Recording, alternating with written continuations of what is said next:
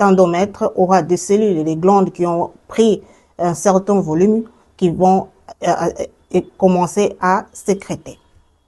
Mais lorsque l'ovocyte qui a été sécrété n'a pas été fécondé, alors le corps jaune qui était en train de sécréter la progestérone ne va durer que 14 jours, après lequel le corps jaune va mourir. Et en ce moment-là, il n'aura plus assez de production de la progestérone et l'endomètre, qui en fait avait pris du volume, va elle aussi se desquamer. C'est ce qu'on appelle le règle.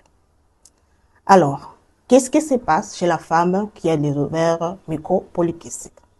Chez cette femme-là, au lieu qu'il y ait la FSH au cours de la phase folliculaire, il y aura plutôt plus de la LH. Or, la LH, elle induit une production d'androgènes au niveau de la thèque interne. Elle induit aussi la formation de l'insuline et aussi des cellules adipeuses. Ce qui fait que chez la femme qui a le syndrome des ovaires micropolykystiques, les androgènes ne se transforment pas, ne sont pas convertis en estrogènes comme il faut. Il y aura donc plus d'androgènes chez cette femme. Et donc, voilà pourquoi il aura cette hyperandrogénie. Et puisqu'il y aura aussi ces questions de l'insuline, elle aura une hyperinsulinémie et plus tard une insulinorésistance à cause de ces cellules adipeuses qui aussi vont encombrer les cellules. Voilà donc pour ce qui est de la physiopathologie.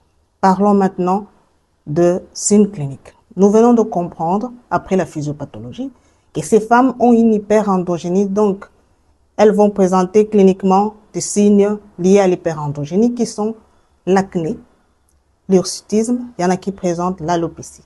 Elles auront aussi le problème de troubles des règles. C'est normal parce que ce sont des femmes qui peuvent avoir beaucoup de temps sans ovulation, de règles rares, trop espacées.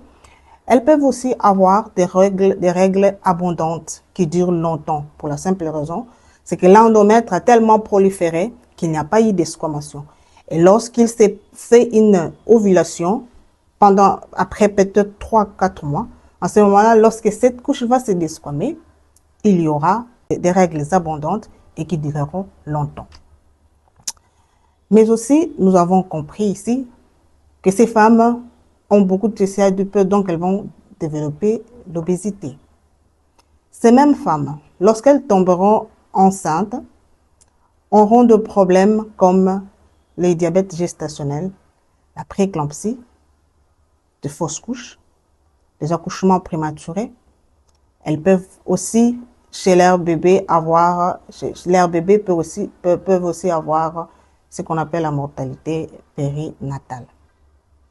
Donc, les signes cliniques, si on peut le dire, présentent selon l'âge de la femme.